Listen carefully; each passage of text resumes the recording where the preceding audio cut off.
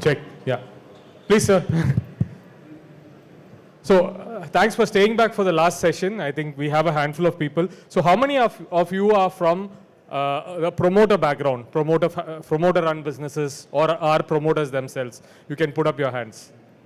Yeah, I think I see a couple of them. Yeah, Kumarvel sir is here. So, we'll make it like a more of an interactive session. My topic that I have taken up is transforming legacy brands, which is basically about 95% of businesses in India are family run, are run by promoter driven companies. So now we see a huge flux of change. There's a lot of corporates, MNCs that have come into retail, but there's the traditional family run businesses which are still kind of trying to battle it out. So my talk is a little bit over my experience on last 25 years in retail of how we have been part of transforming family businesses. I'll give a quick introduction to myself. I'm Balachandar, retailer for the last 25 years. As a professional, I was the retail head for Asia for High Design. How many of you carry High Design bags here? I think, yeah, multiple of you here. Yeah, so during High Design, I thought that I had kind of picked up the skill of being, understanding retail as an industry. But actually, one of the things I had picked up is actually the skill of working with promoter and family-run businesses, because we scaled it from about 4 stores to about 120 stores across India. This was during the early 2000s, 2000 to 2010, when retail was exploding. So at the peak of of my career, I said that, okay, now I want to turn an entrepreneur. So what do I do next? I come out and I say, okay, there is a particular skill that is not available in the market, which is promoters scaling up businesses. So I started advising with promoter-driven companies to help them scale. So scaling up means a lot of things. It means getting professionals, it means getting the latest cutting-edge technology. But all of these things were not of much access to promoters, because they were feeling that, they couldn't spend that much to either hire professionals or get the keys, get technology, right? So what we did over the next 10, 15 years are case studies of how we have helped scale promoter-driven businesses. You see a lot of brands in India, which are like, whether it's KFCs of the world, McDonald's of the world. Can an Indian brand become a KFC? Is the question that we ask ourselves. So Burger King came to India 7 years back, and in 7 years built a 700 stores story and a 1,500 crore IPO. So if an international brand can do that, why not Indian brands, right? So that's where the native legacy brands comes in. The promoter always has challenges in access to capital, valuation, technology, and key skills. This limits his scale opportunities. So there is also, So this limits his scale opportunities.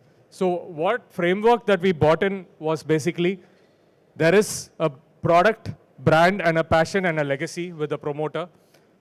We formed a team of professionals. Many of you here are professionals who are looking to move into entrepreneurship. This is the huge gap that's available, because there is requirement for the management skills, the technology skills, the marketing scale-up needed to actually transform legacy brands into wealth creation. This is the kind of a transformation framework that we got in, right? Which is basically involving tech, team, private equity, and brand, which ends up in a scale-up. Right? In this, what we did is, in terms of course, we worked with multiple brands, but one of the key successes was a brand called Dindigul Talapagatti, which we again helped scale, a family-run brand for about 60 years, helped scale from 60 crores to about 300 crores, and got private equity for about 600 crore valuation. So this kind of a transformation happens in promoter-driven businesses when you are ready to embrace the change of technology, of bringing in professionals, of bringing in private capital, of bringing in corporate governance, and of course, improving your brand moving forward as well. So one of the examples here, in terms of promoter-run company that's scaling up is Naturals. Many of you were here for the Naturals session as well. Few of you here are professionals. I would like to hear a couple of your thoughts. Maybe, sir, what do you think about legacy brands? You have worked, where do you work? If you can briefly introduce yourself, and what are your thoughts on promoter-driven businesses compared to corporates? So basically, what I see is, because I work I work with an organization which is entrepreneur-driven organization. One of the things that I see with a lot of promoters or entrepreneurs, basically, they're very dedicated, determined to achieve what they wanted to achieve, actually. Okay, and they can go to any extent to achieve their goals. Okay, that is what Sangitha has done. Sangitha is a 50-year-old company. When they started with selling cassettes. Okay, with one store in Bangalore. There's a place called JC Road. Okay, today if you look at, we have 800 stores across South India. Okay, and our national presence is there across. We are nationally present now, and we have our quick commerce dark stores across places, across other states and cities also. So that is how we had built. Okay, and all these things happened. Initially, it was like to make money. The second level was it became a passion, not money anymore. It was like, wanted to achieve. I wanted to be at this level, and I wanted to achieve that, and that is what my boss has done, and that is how they work, actually. Yeah. So prior to Sangitha, where were you, sir? I was with Cafe Coffee Day. Cafe Coffee Day. And so Sangitha, as you know, is a third generation run brand. Yeah. So how do you see the difference between working in a corporate and working in a promoter run brand like Sangitha, apart from the passion? So one of the key differences, when it is a corporate, you have a lot of processes to follow. Okay, when it's an entrepreneur driven, it's like you can get the things done very easily. Actually, you go to the boss and you tell them there's a challenge, I wanted to solve this way, approves. But if you work in corporates, appropriate processes are there, and you can't deviate from those processes. So sometimes it is advantage, and sometimes it is also a disadvantage, actually, because you waste a lot of time. You end up wasting a lot of time also. So that is how it is. Yeah. Thank you so much. Culturally, there is a lot of difference, actually. So it is process. Here it is a belief. Yeah. So thanks, Divakar. So I'd like to bring our friend Mr. Sukumar in here. A mic over here, please. He's from Chennai, member of RAI, runs the retail conglomerate, and he's a first generation entrepreneur, promoter. And sir, your experience in scaling up retail, and working with professionals. I'm new to retail. Actually, past 22 years, we associate with all the banks, insurance, asset management companies. Retail is new to us, but scaling in organizations, instead of retail, scaling your organization is very easy. Going with IPOs, private equity, it's just nowadays is very easy for us. So what do you do in retail? You can tell for all other benefits. We do electronics, consumer durables, and home appliances. And apart from retail, we have our own brand called iCool. We manufacturing Chinese air conditioners, labeling in Dubai, and distributing India as well as Africa. He's very modest, runs a 200 crore, durable enterprise based out of Chennai. Thank you.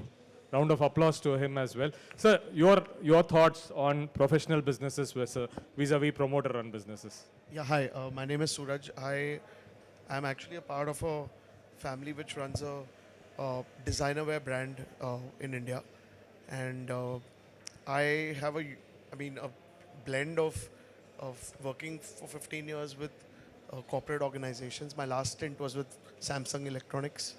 And now, for the last 6 years, I've joined my family business. So, I've seen both sides, and I've worked in both sides.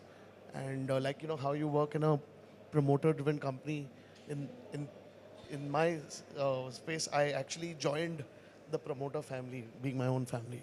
So, I think both sides. What do you do? You are in fashion? Yeah. Which category? Luxury fashion. Luxury fashion. Based out of Delhi? Based out of Mumbai. Mumbai, okay. So, both sides have their pros and cons. Like, for example, working in a corporate organization, there's a lot of training opportunities, networking, leadership, processes, controls, of course, access to resources. And when you move into a promoter-driven setup, there are those challenges, that come its way. But I think one big difference is, and it could be a pro or a con, while the promoters are very passionate, sometimes it's hard for them to let go of things, which is all the pillars that you are talking about. Sometimes it's difficult for them to embrace these pillars to scale up. And that transformation is a big challenge. And actually, we're currently going through that process, right now. So you're third generation or? No, I mean, while I joined the business late, it's a second generation generation. business. So how are you coping up with the changes of bringing in professionals? My own experience of 15 years, so brought in a lot of processes, brought in a lot of technology tools to help, achieve maybe from X to 3X. But the journey from 3X to 10X will need all these levers, which strategic funding and, even bringing in larger scale IT solutions, investing in manpower, etc.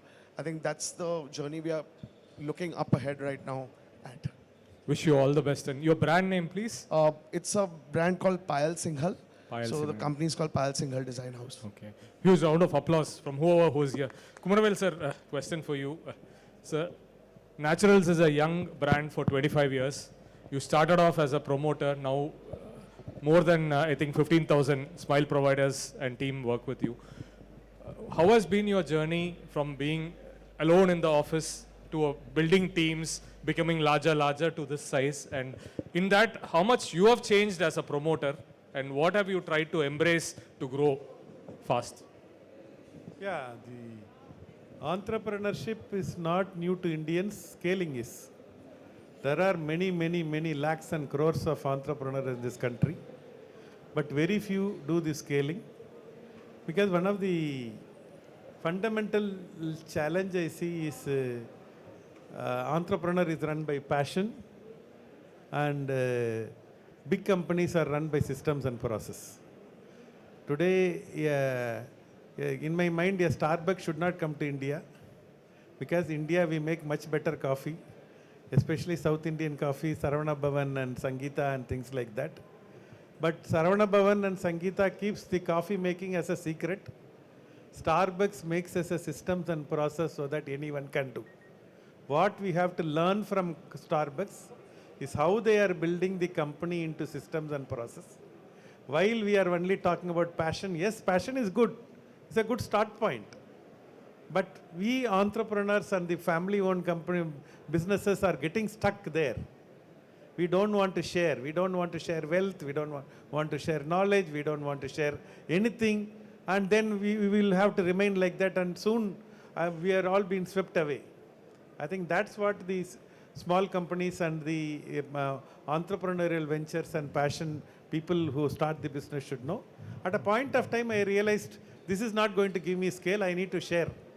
And that's when I started sharing all the knowledges and made it into systems and process. And that reached the people, and that's how the franchising system has been.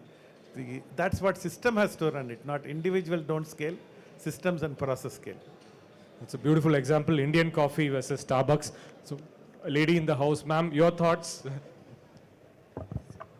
Hi, good evening, everyone. And it's a pleasure listening to each of the entrepreneurs out over here.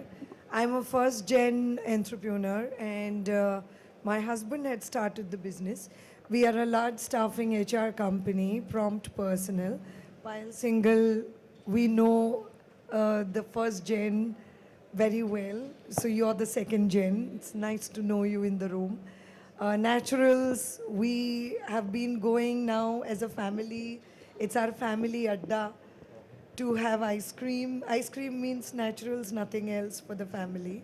So that's how it is. So as a founder, I have seen the kind of passion with which we built the entire company. We are into human resources. Today we have completed 27 years in the business. We have pan-India offices. We have some 35,000 plus staff working with us. Again, we have scaled up left and right and center, but then we still feel as a husband and wife team. Today, my second gen also has joined. My kids have joined the business. I'm proud to say that they have also handled important portfolios. But like I said, unless and until you think about scaling 10x, you're not going to be there. Digital transformation is something which is catching up, AI is catching up. So the second gen in the company keeps only talking about when are we going to have out of the box thinking, when are we going to have the Gen Zs walking into the organization and sharing their free will and free thoughts. They don't want to have these structured walls and processes which we built as the first gen. So that is breaking away, so that ma'am and sir and good morning, good evening culture is getting dismissed. And it's a hello, hi, and can we sit down and share some ideas? That's the kind of culture that is being built up in the organization today. And we are very open to ideas. And that has helped us to actually grow very fast. So on digital front, we are growing very fast. The second front, that is the people, we have built up on that also. Processes are already there. Now the third thing that we are looking at is having an IPO. Let's see. With God's grace, Hara Hara Mahadev, it should happen very soon. Thank you, Monisha ma'am. I think you summed it up beautifully, and for lack of time and also lack of audience, it was great having a personal chat with you and getting to know you and all of you here. So hope you have a great RLS today and tomorrow, and thanks once again.